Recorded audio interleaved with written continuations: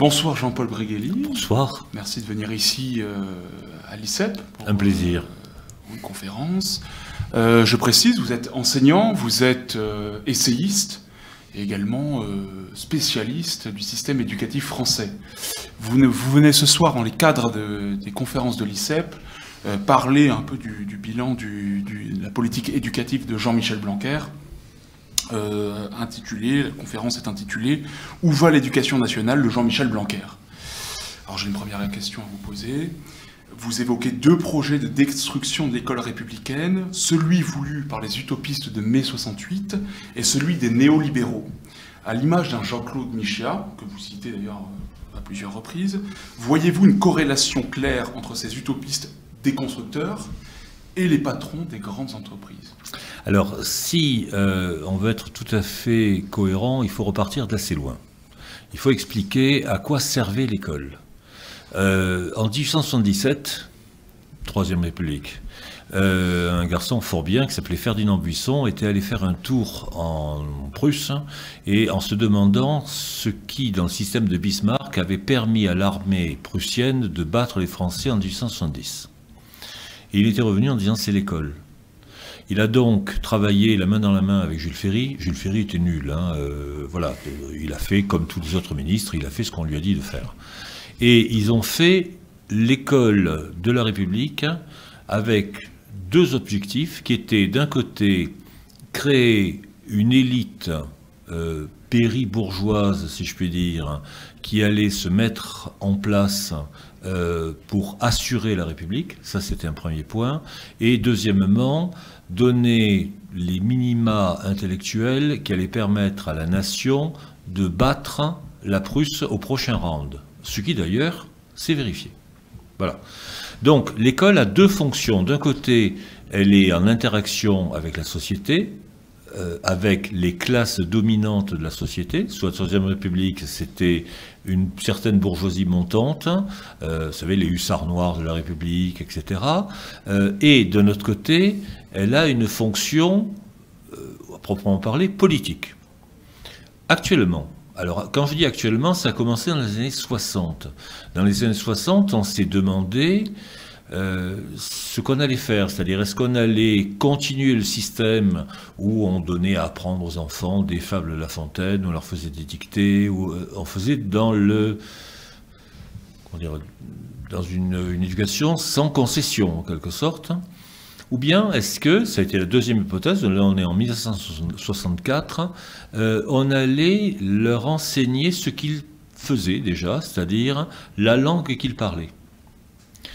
Et alors c'est marrant, vous savez que les ministres ne comptent pas dans l'éducation nationale, sauf lourdes exceptions. Quand vous allez au ministère de l'Éducation, vous avez un grand escalier où il y a toutes les photos de tous les ministres. Il y en a 4 que vous connaissez à peu de choses près, 4 ou 5, sur plus de 200, hein, sans problème. Et à l'époque, dans 64, peu importe le nom du ministre, c'était la Direction Générale de l'Enseignement Scolaire, ce qu'on appelle la DGESCO, qui gouvernait. Et qui avait à sa tête un type qui s'appelait René Haby. René Haby va se retrouver ministre de l'Éducation de Giscard à partir de 1974. La loi de massification, en quelque sorte, le collège unique, etc., tout ça, c'est lui. À quoi ça pouvait bien servir? Je voudrais, une fois pour toutes, qu'on se mette d'accord. Il y a deux hypothèses. Soit on fait une hypothèse sentimentale, l'école ne marche pas, les enfants ne savent plus rien, etc., etc., etc. Soit on a une hypothèse politique. Si on a cette école-là, c'est que c'est fait exprès. Et pourquoi est-ce que c'est fait exprès? Eh bien, on revient aux cases précédentes, parce que ça sert la caste au pouvoir. Cette fois-ci, il s'agit d'une oligarchie extrêmement limitée qui pratique l'entre-soi et qui a inventé un système scolaire qui lui permet de récuser a priori tout ce qui vient du peuple. Voilà. Et c'est à peu près ça l'idée. C'est-à-dire que on fait semblant qu'on soit de gauche ou de droite, on fait semblant de s'occuper des déshérités, etc. Et en fait, comme dirait Bourdieu, c'est de plus en plus l'école des héritiers. Les héritiers, c'est Bourdieu-Passeron, 1965, hein, de tête, là, comme ça. C'était une vision peut-être un petit peu exagérée à l'époque, mais actuellement, c'est tout à fait ce qui se passe. C'est-à-dire que quand vous venez des castes supérieures, vous avez droit aux meilleurs établissements, privés ou publics, ça n'a absolument aucune importance. Quand vous venez du ghetto, ben vous y restez. Mais vous évoquez donc la réforme de Haby du 11 juillet 75, est-ce que c'est vraiment la seule origine de la faillite de l'éducation nationale ? En écho à cette réalité de l'échec scolaire, n'existe-t-il pas également une nouvelle forme de lutte des classes que vous évoquez entre justement ces privilégiés des beaux quartiers et les autres qui sont défavorisés Alors, je ne sais pas si c'est encore d'une lutte des classes qu'il faut parler, parce que ils ont très habilement pris ça en deçà, en quelque sorte, de la lutte des classes, c'est-à-dire à la base, à l'apprentissage de la langue. Vous savez, c'est très simple. Imaginons une classe un peu mélangée. Vous avez la maîtresse, on est à 4 ans, hein, un truc comme ça, ils savent encore ni lire ni écrire, qui montre une étiquette sur laquelle il y a un chien, elle le montre à Kevin. Qu'est-ce que c'est, Kevin? Kevin dit c'est un wawa. Et puis elle le montre à Charles-Édouard, qui regarde, qui dit ben, c'est un golden retriever. Et la maîtresse retourne l'image et dit mais oui, c'est vrai, Charles-Édouard, tu as raison, c'est un golden retriever. Tu as vu, Kevin? C'est un golden retriever. Qu'est-ce que c'est? Elle est wawa. Parce que Kevin il est arrivé avec 200 mots de vocabulaire, Charles-Édouard il en a déjà 2000, et l'école entérine ce système. Et l'a entériné avec des méthodes d'apprentissage de la lecture aberrantes, etc. On a fait semblant de s'occuper des pauvres et on les a enfoncés. Voilà, c'est le bilan effectif. Alors, si on en vient, on fait un saut, si on en vient à l'actualité, il est évident que dans ce qu'a annoncé Jean-Michel Blanquer, il y a à boire et à manger. C'est un homme pour lequel j'ai une grande estime intellectuelle. Ça fait partie des très rares ministres qui connaît un petit peu la maison et ce dont il a à s'occuper. D'un côté, il a par exemple condamné, mais pas vraiment condamné, des techniques d'apprentissage de la lecture nocives. On sait qu'elles sont nocives. Alors, on dit méthode globale, c'est pas une méthode globale, mais peu importe. Il aurait fallu révoquer les gens qui pratiquaient ces méthodes. Il aurait fallu pendre Roland Guagou qui, depuis la faculté de Clermont-Ferrand, dit oui, mais il faut faire des études avant de savoir si la méthode alpha-syllabique est la meilleure. Va te faire enculer, connard. Voilà. C'est ça la réalité. La réalité, c'est qu'il y a des gens là-dedans qu'il fallait pendre. Alors, bien sûr qu'il ne le fait pas. La prochaine loi, qui va entrer en discussion d'ici très peu de temps, va réformer les SP, les écoles supérieures de professorat et d'éducation. On espère très fort qu'il y aura un grand ménage de fait, mais on ne peut pas faire le grand ménage parce que, je prends un exemple, la patronne de la DGESCO sous Vallaud-Belkacem, on ne pouvait pas s'en débarrasser. Elle est recteure actuellement de l'Académie de Nancy-Lorraine. Et elle s'est débrouillée pour que on ne puisse pas prendre d'allemand parce que l'allemand c'est élitiste. Voilà. Vous voyez, c'est ça la réalité. La réalité, c'est qu'il est très difficile en France de se débarrasser des poids morts. Et ils sont très nombreux parce qu'ils sont cooptés depuis 30 ans.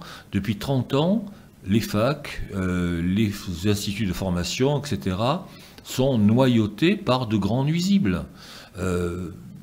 Moi j'attendais, enfin ou j'attends toujours, attendons un ministre qui fly-toxera en quelque sorte tous les nuisibles. Vous voyez, mais on en est très loin, on en est très très loin. Donc c'est ça le problème, c'est qu'il y a des effets d'annonce d'un côté, et d'un autre côté on vous dit ah oui mais on ne peut pas. Ah oui mais si on ne peut pas, à quoi vous servez? Et vous parlez du coup du problème de ces réformes. La question de la mise en place du nouveau baccalauréat en ce moment bat son plein. Pensez-vous qu'il répondra à l'exigence du parcours supérieur, du coup, tel que médecine, en voulant fondre notamment les spécialités scientifiques ? Alors, j'ai fait plusieurs articles sur le sujet que vous trouverez sur les sites de Valeurs Actuelles, de Marianne, etc. La réforme est parfaite pour des gens qui sont informés. C'est-à-dire que si vous appartenez au CSP++, que depuis l'âge de 5 ans, vous avez envoyé vos enfants faire des stages en Angleterre, aux États-Unis, en Australie, etc., pour qu'ils apprennent l'anglais sur place. Si vous savez depuis très longtemps qu'ils feront médecine, and then you'll be a doctor, my son. Très bien, là il n'y a aucun problème parce que fin seconde, vous allez choisir les 3 spécialités qui vous aiguilleront vers les 2 super spécialités de terminale et comme les programmes ont été modifiés dans le sens d'une qualité supérieure d'ailleurs, effectivement, Madame Souada Yada a fait le boulot, bon, il n'y aura aucun problème. Là vous appartenez à 0,5% de la population. Si vous ne savez pas, en seconde, ce que vous voulez faire, si vous appartenez à un milieu qui ne parle pas vraiment français, ou qui ignore complètement quelles sont les filières nécessaires pour faire médecine, ou pour préparer les IEP, ou pour enfin, ce que vous voulez, vous allez piétiner et panacher le côté, on va faire un peu des maths et puis on va mettre des arts plastiques et puis en même temps on étudiera les langues. Oui, mais ce ne sera pas vendable sur le marché de Parcoursup. Donc c'est fait de façon très précise par rapport à un système qui est très sélectif. Je suis prof en classe préparatoire aux grandes écoles. Nous nous en félicitons de façon générale parce qu'on va avoir des élèves probablement d'un meilleur niveau que ce qu'on a actuellement. Mais il faut bien voir une chose, c'est que les élèves qui posent leur candidature dans les classes prépa, bon, c'est pas tout le monde quand même. Hein. Donc c'est une réforme qui est très bien faite pour les meilleurs élèves, ceux qui savent à 4 ans que c'est un Golden Retriever. Très bien. Vous constatez que le niveau des universités a particulièrement régressé. Vous expliquez d'ailleurs que le niveau d'un bachelier d'il y a une vingtaine d'années était celui d'un étudiant de licence aujourd'hui. Comment peut-on réévaluer ces diplômes universitaires et comment leur redonner du crédit ? Alors il y a plusieurs pistes. D'un côté, il faudrait peut-être s'occuper du recrutement des enseignants on recrute des chercheurs qui sont spécialistes de créneaux très précis, sur lesquels je n'ai pas de commentaire à faire. Hein. Si on préfère, en étudiant le théâtre français, étudier Wajid Mouawad plutôt que Racine ou Corneille, je ne fais pas de remarques. Mais à ce moment-là, qu'on ne prétende pas former des étudiants aux études théâtrales. Vous voyez, ça d'un côté, et puis en fait la fac se prépare en amont, c'est-à-dire se prépare au collège. Jean-Michel Blanquer pour le moment n'a pas touché du tout au programme aberrant, récusé par tout le monde, mis en place par Madame Vallaud-Belkacem. Pas du tout. C'est-à-dire que le collège est toujours le maillon extrêmement faible. Il s'est occupé du primaire. Bon, très bien, bonne idée. On va faire des évaluations primaires, tout à fait d'accord. Bon, mais il fallait tout réformer en même temps. Les socialistes n'ont pas hésité. Hein. Ils ont tout réformé en même temps. Ça a fait hurler une fois, mais on hurle une fois et puis après on ne hurle plus. Là, réformer le primaire d'un côté, le lycée de l'autre côté, en laissant ce grand trou au milieu qui va certifier en quelque sorte que les élèves qui sortiront de 3e sauront lire et écrire. Voilà, donc il y a un problème là. Ce qui a l'urgence, disons, ce serait de faire ce qui commence à se faire justement dans la classe prépa, ce qu'on appelle les CPES, hein, c'est-à-dire des classes relais entre le bac et la première année qui remettent à niveau des gens qui n'étaient pas au niveau. Ça peut se faire de façon globale, ça peut se faire sur telle discipline. Ça fait des années, par exemple, que la fac d'Orsay, en région parisienne, fait une année zéro de remise au niveau en maths. Parce qu'ils savent bien que ce qu'on a demandé en terminale ES depuis une quinzaine d'années ne correspond pas à ce qui est requis, au minimum requis dans les études supérieures. En même temps, vous avez certains lycées, Henri IV ou Louis-le-Grand, etc., qui dès la seconde abordent quasiment le programme de classe préparatoire. Bon, et là, on a véritablement un enseignement à deux vitesses. Alors, soit on s'en félicite, puisque nous sommes des enfants de l'oligarchie et donc nous sommes pour la survivance des CSP++. Vous remarquez, depuis tout à l'heure, il y a un cran de plus. Soit on se dit qu'on va œuvrer pour le peuple, et à ce moment-là, il va falloir balayer très sérieusement tout le système. La loi Gatel, promulguée en avril 2018, impose aux écoles hors contrat de suivre à la lettre le programme des écoles publiques. Que pensez-vous de cette loi? N'est-ce pas une volonté mortifère d'uniformisation de l'enseignement et une atteinte à la liberté de l'enseignement? Et en même temps, est-ce que ces établissements hors contrat sont au cœur d'un profond regain religieux? Donc, comment appréhender tout ce phénomène? Alors, on dit établissement hors contrat, il y a de tout. Hein, on sait bien que dans les établissements hors contrat, il y a des établissements qui sont à la limite de la secte, véritablement. Hein, et je pourrais en citer plusieurs. Ils m'attaqueront en justice immédiatement, mais bon, il y en a à Arles, par exemple, etc. Ça d'un côté, il y a des écoles confessionnelles dont on se demande à quoi ils préparent si c'est pas au djihad. Il y a des écoles dans lesquelles parler de tel ou tel problème scientifique, purement scientifique, est quasiment impossible. Moi, je suis désolé, je serais ministre, je ne tolérerais pas une école dans laquelle on ne peut pas prononcer le mot de Darwin. Vous voyez, par exemple. Après, la question des croyances des uns et des autres est, à mon sens, une question privée. Bon, que l'éducation nationale se donne un droit de regard sur les contenus, ça peut vous choquer parce que vous pensez à certaines écoles, et ça ne me choque pas du tout parce que je pense à d'autres écoles. Vous voyez? C'est-à-dire que, bien sûr, quand on fait une loi globale, mais ce qui est dans la ligne de mire, ce sont des écoles confessionnelles dans lesquelles, comment dire, la parole de Dieu est très supérieure à la parole de la science. Et là, quand même, j'ai un peu de mal. En définitive, alors, du coup, l'école se porte-t-elle mieux sous le ministère de Jean-Michel Blanquer par rapport à ses prédécesseurs? Ou à l'inverse, est-il un continuateur peut-être plus feutré, mais tout aussi efficace dans la destruction de l'école, en fait?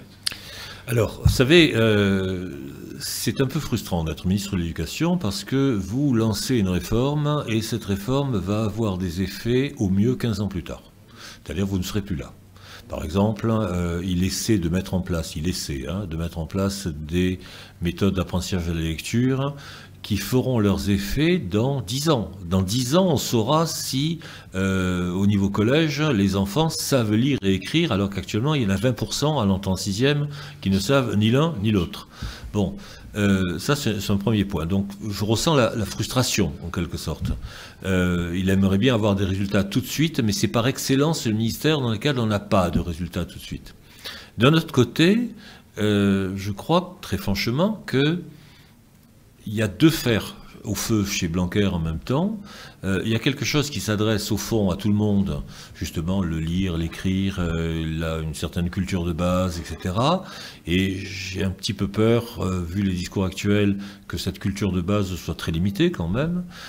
Et d'un autre côté, il y a une continuité évidente, parce que ça c'est la structure, c'est le mammouth, en quelque sorte, qui avance pas à pas, de façon inéluctable, qui est on continue à faire l'école qui va servir une minorité, qui va servir la reproduction d'une minorité, et on renvoie le peuple finalement dans les marges, en lui donnant quelques aliments.